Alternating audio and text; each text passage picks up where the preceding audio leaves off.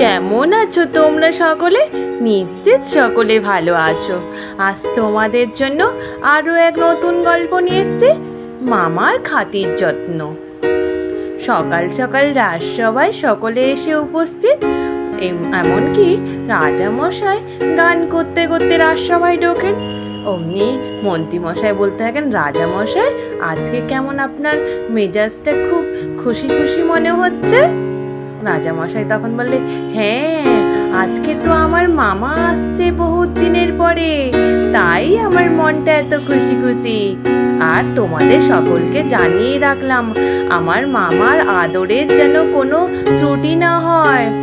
মন্ত্রীমশাই বলে, হ্যাঁ রাজামশাই, আমরা পুরো জামাই আদরের মতো আপনার মামাকে আদর করব, ও নিয়ে আপনি চিন্তা করবেন না। রাজামশাই বলে, তাহলে গোপাল আর তুমি যেন আমার মামার আদর যত্ন সবকিছু খেয়াল খবর রাখো। ওরা তখন রাজি হয়ে যায়। কিছুক্ষণ বাদে মামা গরুর গাড়ি করে আসে, আর রাজসভা থেকে সকলে বাইরে বেরিয়ে এসে মামাকে ভেতরে নিয়ে যায়। অমনি মন্ত্রীমশাই বলে, মামা আপনি আসলেই, আপনি তো হাঁপিয়ে গেছেন আস্তে আস্তে, একটু ভেতরে গিয়ে বিশ্রাম নেন। অমনি মামা বলতে থাকে, মরকট, আমি গরুর গাড়ি করে এলাম, আমার আবার কোথায় হাঁপাতে দেখলি তুই? অমনি গোপাল মামার এই ভাষা আর কথাবার্তা শুনে মনে মনে ভাবে যে সুবিধার না মনে হচ্ছে, উনার ভাষা কথাবার্তা একদম ঠিক নয়। তারপর বলতে আছে, কি রে, আমার খাতির যত্নে যেন কোনো ত্রুটি না হয়, আর কাদেরকেই বা রেখেছিস আমার দেখাশোনা করার জন্য? রাজামশাই বলে, এই যে আমার সভাসদরা সকলেই আছে। অমনি বলে, শোন, আজকে আমার উপোস, হ্যাঁ, তার জন্য 7 রকমের ফল, 7 সের দুধ, সঙ্গে পরিমাণ মতো মিষ্টি, দই, সঙ্গে রসগোল্লা, যা যা আছে সবটাই যেন ব্যবস্থা করে দিস, বুঝলি? রাজামশাই বলে, হ্যাঁ হ্যাঁ মামা, আপনাকে ওই চিন্তা করতে হবে না। অমনি মামা বলে, সে ঠিক আছে, আমি নইলে ওদেরকে দিয়ে ঠিক করিয়ে নেব। আর তোর রানী কোথায়? রাজামশাই বলে, রানী তো 1 মাসের জন্য বাবার বাড়ি গেছেন। অমনি ওই মামা বলতে থাকেন, তাহলে তোকে চিন্তা করতে হবে না, আমি ঠিক ওদেরকে দিয়ে সব কাজ করিয়ে নেব। তারপর অমনি সভাসদদের সকলে বলে, তাহলে আমরা এখন আসি। অমনি ওই মামা বলতে থাকে, এই সুটকোটা, তুই যাচ্ছিস কোথায়? আর ওই হিষ্টপিষ্ট লোকটা, ও যেন থাকে। অমনি মন্ত্রীমশাইকে ডাকে, আর মন্ত্রীমশাইকে বলে, চল তুই এবার একটা পাখা তোল, দিয়ে আমায় পাখা করতে থাক। তারপর সেনাপতিকে বলে, তুই আমার জন্য 100 বালতি জল তুলে নিয়ে এসে রাখিস, আমি চান করব। ও তখন ছুটতে ছুটতে 100 বালতি জল তুলে নিয়ে আসে, আর সভাসদদের সকলকে বলে, তোরা গিয়ে খাওয়া দাওয়া করে চলে আসিস, তোদের অনেক কাজ আছে। এদিকে গোপাল বলে, মামা আমি তো পুরো একদম অকর্মণ্যের ঢেকি, যাকে বলে পুরো একদম ঢ্যাঁড়স, কিছুই পারি না। মা বলে, ঠিক আছে, তুই এখন যা। তারপর ওকে পাঠিয়ে দেয়। কিছুক্ষণ বাদে আবার সকলে ফিরে আসে। অমনি মামা এক এক করে সকলকে ডাকতে থাকে। প্রথমে অমনি রাজবৈদ্যকে বলে, এই বৈদ্য, তুই আমায় পাটা টিপে দে তো। অমনি বৈদ্য মশাইকে পা টিপতে থাকে। পণ্ডিত মশাইকে আবার ডাক দেয়। পণ্ডিত মশাই যেতে পণ্ডিত মশাইকে বলে, তুই নামতা বল, 179 নামতা বল। পণ্ডিত মশাই বলে, মামা আমায় তো ভুলে গেছি মামা। অমনি মামা বলে, তাহলে বেশ, কালকে যেন আমায় সবকিছু ভালো করে বলে দিস, যা এখান থেকে, ওকে তাড়িয়ে দেয়। তারপর ডাকে বিজ্ঞানীকে। বিজ্ঞানী এসে বলে, কি করতে হবে মামা আমায়? বিজ্ঞানীকে বলে, তুই আমার পাকা চুল যত আছে সব ছিঁড়ে দিস। বিজ্ঞানী বলে, বেশ বেশ, তাই করে দিচ্ছি। তারপরের দিন আবার রাজসভা শুরু হয়। রাজসভা শুরু হতেই অমনি রাজসভায় সকলে আসে। ওখানে অমনি মামা প্রশ্ন করে। ওখানে কেউ সেই প্রশ্নের উত্তর দিতে পারে না, শুধুমাত্র গোপালই উত্তর দেয়। রামা ওই উত্তরটাকে না মেনে নিয়ে এদিক ওদিক ঘুরিয়ে পেঁচিয়ে গোপালকে তাড়ানোর ব্যবস্থা করে। বলে, এই গোপালটার মাথায় একদম বুদ্ধি নেই, ওকে এখান থেকে রাজসভা থেকে তাড়িয়ে দে, নইলে ছুটি দিয়ে দে কিছুদিনের জন্য, বুঝলি কৃষ্ণ? কৃষ্ণচন্দ্র বলে, বেশ বেশ ঠিক আছে মামা, আমি তাহলে ওকে ছুটি দিয়ে দিলাম। গোপাল, তুমি এখন এসো, হ্যাঁ, তুমি কিছুদিন ছুটিতে থাকো। গোপালকে তখন পাঠিয়ে দেয়। এদিকে গোপাল আগের থেকেই রাজামশাইকে বলে রেখেছিলেন, রাজামশাই খুব সাবধান, জানেন তো পুরাণের কাহিনী, মামার গল্প, আমি তাহলে আসছি বলে চলে যায়। এদিকে তারপর রাজসভা শেষ হতেই অমনি আবার ওই মামা ওই চান করার জন্য আবার জল চাইতে থাকে, বলে এই যা জল নিয়ে আয়। তারপর রাজসভা শেষ হতেই মন্ত্রী এমনকি সেনাপতি সকলে বাইরে বেরিয়ে এসে আলোচনা করতে থাকে যে মামাকে যদি আমরা ভালো করে খাতির যত্ন করতে থাকি অমনি তাহলে অনেক মোহর পাবো। সেনাপতি বৈদ্য বলে, সেটা কি করে সম্ভব, মামার যেভাবে চাওয়া পাওয়া এগুলো কি করা সম্ভব? মন্ত্রী বলে, হ্যাঁ, বুদ্ধি খাটিয়ে সব কিছু করা সম্ভব হতে পারে। অমনি মন্ত্রী মশাই পরের দিন আবার সভাসদদের সকলকে নিয়ে মামার সঙ্গে দেখা করতে যায়। মামাকে গিয়ে বলে, মামা আপনার কোনো খাতির যত্নে অসুবিধা হচ্ছে না তো? আপনার যা খুশি মনের ইচ্ছের মতো খাবার যেটা খেতে চান আপনি শুধু আদেশ করবেন, তারপর আমি বাজার থেকে সব কিনে এনে দেব। অমনি মামা বলতে থাকে, তুই কি ভাবছিস আমার বুদ্ধি নেই? তোর এটা চালাকি, তুই বাজার করবি আর মাঝখানে মুনাফা অর্জন করবি, তাই তো? ও আমি হতে দেব না, বেরো বেরো, তোকেও রাখবো না, এখান থেকে তাড়িয়ে দিলাম। এদিকে রাজামশাইকে বলে মন্ত্রী মশাইকে আবার ছুটি দিয়ে দেয়। মন্ত্রী মশাইও চলে যায়। তারপর উনি স্নানে বেরান। স্নানে বেরোতেই অমনি বলে, কি রে আমার জলটা গরম হয়েছে, সেনাপতিকে বলতে থাকে। সেনাপতি মনে মনে ভাবে যে কাজও করবো আবার বকুনিও খাবো। সেনাপতি বলে, হ্যাঁ হ্যাঁ নিয়ে যাচ্ছি। এদিকে আবার বৈদ্যমশাইকে বলে, একটু পানটা দিয়ে যা দেখিনি। বৈদ্যমশাই আবার পান নিয়ে আসতে যায়। আবার বলতে থাকে, উফ, কখন থেকে বলেছিলাম মাথায় একটা গন্ধ তেল দেব, তেলটাও এখনো আনছে না। পণ্ডিত মশাই ওই তেল নিয়ে আসে।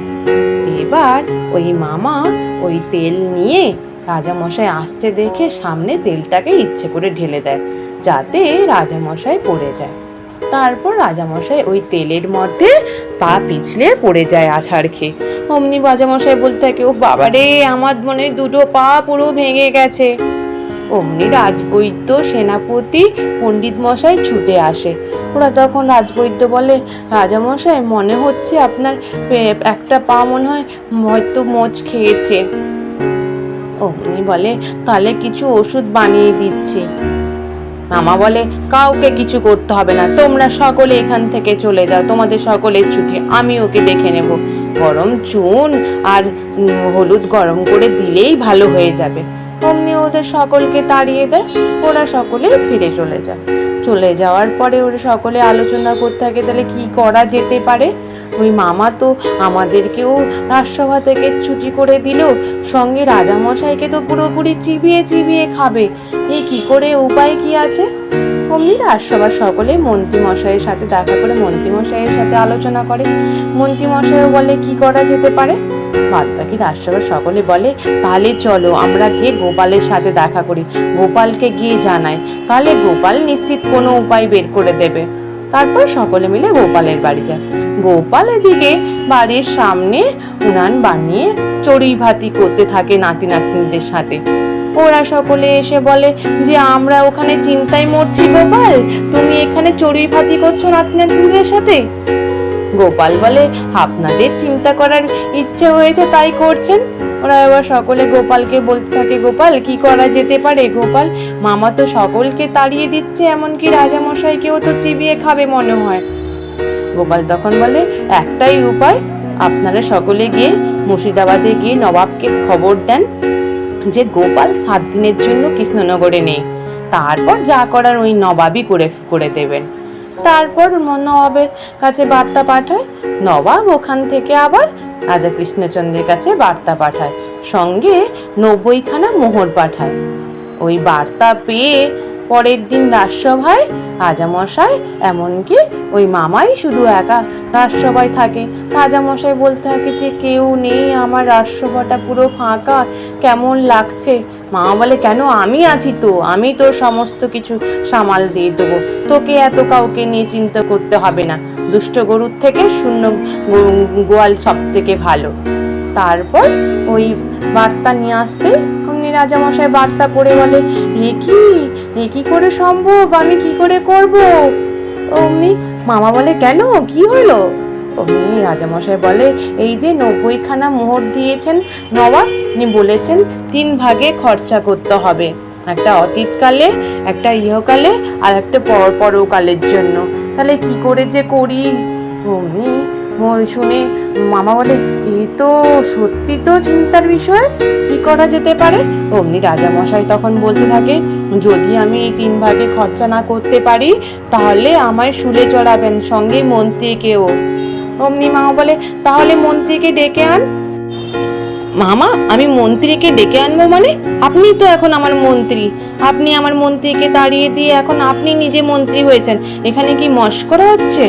আপনাকে আমি শুলে চললে আপনাকেও শুলে চড়তে হবে কিন্তু, বলে দিলাম। এই শুনে মামা তো মনে মনে ভাবে যে এখান থেকে না কেটে পড়লে তো আমি পুরোপুরি ফেঁসে যাব। তারপর রাজসভা শেষ হতে রাজামশাই খেতে বসে।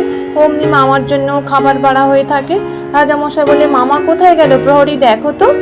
মা প্রহরী গিয়ে বলে যে, রাজামশাই, আপনার মামা তো ওনার ঘরে নেই, উনি তো সকালবেলা ছুটতে ছুটতে কোথায় বেরিয়ে চলে গেলেন। রাজামশাই তখন বলেন, তো খুব চিন্তার বিষয়, আমি তাহলে কি করি এখন, কি করে সমাধান করি, এই মোহরকে কি করে খরচা করি? তাহলে ঢেড়া পিটিয়ে সকলকে জানিয়ে দাও, যাতে এই মোহরের খরচা যদি কেউ করতে পারে তাহলে তাকে আমি পুরস্কার দেব। তারপর ঢেড়া পিটিয়ে দিয়ে আসে। এদিকে গোপাল শুনতে পেয়ে অমনি সাধুর বেশ ধারণ করে তারপর ওই রাজামশাইয়ের কাছে এসে উপস্থিত হয়, আর এদিকে নবাব এসেও রাজামশাইয়ের কাছে উপস্থিত হয়। গোপাল তখন বলে যে, আমি পারবো আপনার এই 90 মোহরকে 3 ভাগে খরচা করতে। রাজামশাই বলে, আপনি কে ভায়া, ঠিক আছে, চলুন চলুন দেখি কেমন করে আপনি 3টে ভাগে খরচা করে দিতে পারেন। তারপর গোপাল নিয়ে যায় ওনাদেরকে। গোপাল সাধুর বেশ ধারণ করে বলে, দেখুন এখানে যে যারা পাশা খেলছে, ওখানে গিয়ে আপনি 30 মোহর বের করে নিয়ে আপনি বাজি রাখুন। তারপর 30 মোহর বের করে নিয়ে উনি এখন বাজি রাখেন। পাশা খেলতে গিয়ে 30 মোহর ওনার চলে যায়, ওই পাশা খেলাতে উনি হেরে যান। তারপর 30 মোহর চলে যায়। অমনি গোপাল বলে যে, রাজামশাই, দেখলেন তো আপনার 30 মোহর হয়ে গেল, এটা অতীতের জন্য খরচ হয়ে গেল। তারপর চলুন আমার সাথে। সামনে যেতে যেতে একটা লোককে দেখে গাছের তলায় বসে বসে কাঁদতে। অমনি গোপাল বলে, ভাই তুমি কাঁদছো কেন? উনি বলতে থাকেন যে, আমার বীজ কেনার মতো মোহর নেই, কি করে যে কোথা দিয়ে পাবো। অমনি গোপাল বলে, রাজামশাই, তার বাদবাকি 30 মোহর ওনাকে দিয়ে দেন, তাহলে ওনার বর্তমানের খরচটাও হয়ে যাবে। তারপর ওনাকে দিয়ে দেয় 30 মোহর, ওই খরচাটাও গেল। তারপর আবার কিছুটা এগিয়ে গিয়ে তারপর দেখে একটা ভিখারি বসে আছে। বাদবাকি 30 মোহর ওই ভিখারিকে দিয়ে দিতে বলে। রাজামশাই বলে, উনাকে দিয়ে তাহলে আমার পরকালে কি করে হবে? বলে, উনি তো আশীর্বাদ করবেন, তাহলেই আপনি পেয়ে যাবেন। ওইবার ওখানে 30 মোহর দিতে উনি বলে, পরের জন্মে তুই আরো বেশি সুখী হবি, এই জন্মেও হবি, পরের জন্মেও হবি। এই দেখে নবাব তখন বলে, হ্যাঁ বেশ, তো তাহলে সুন্দর করে এই খরচাটা তো করতে পারলেন উনি। এই দেখে রাজামশাই বলে, এইরূপ করে এত বুদ্ধি খাটিয়ে এই মোহরগুলোকে খরচা করলেন, আমার গোপাল ছাড়া তো আর কেউ হতে পারে না। তুমি কে ভায়া? অমনি গোপাল ওর দাঁড়িটা সরিয়ে দিয়ে বলে, আমি গোপাল রাজামশাই, আমি গোপাল। আমি এই সমস্ত বুদ্ধি করে নবাবকে বার্তা পাঠিয়ে আপনার রাজ্যে নিয়ে এসেছিলাম, নইলে যে আমরা এই রাজ্য ছাড়া হয়ে যেতাম, সঙ্গে আপনার অবস্থাও তো খারাপ হয়ে যেত।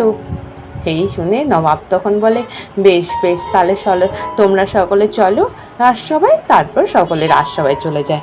আজ এই পর্যন্ত। নিশ্চিত তোমাদের সকলের ভালো লেগেছে। আর যদি ভালো লেগে থাকে তাহলে একটু লাইক আর সাবস্ক্রাইব করে দিও। আর তোমরা সকলে ভালো থেকো, কেমন? টাটা।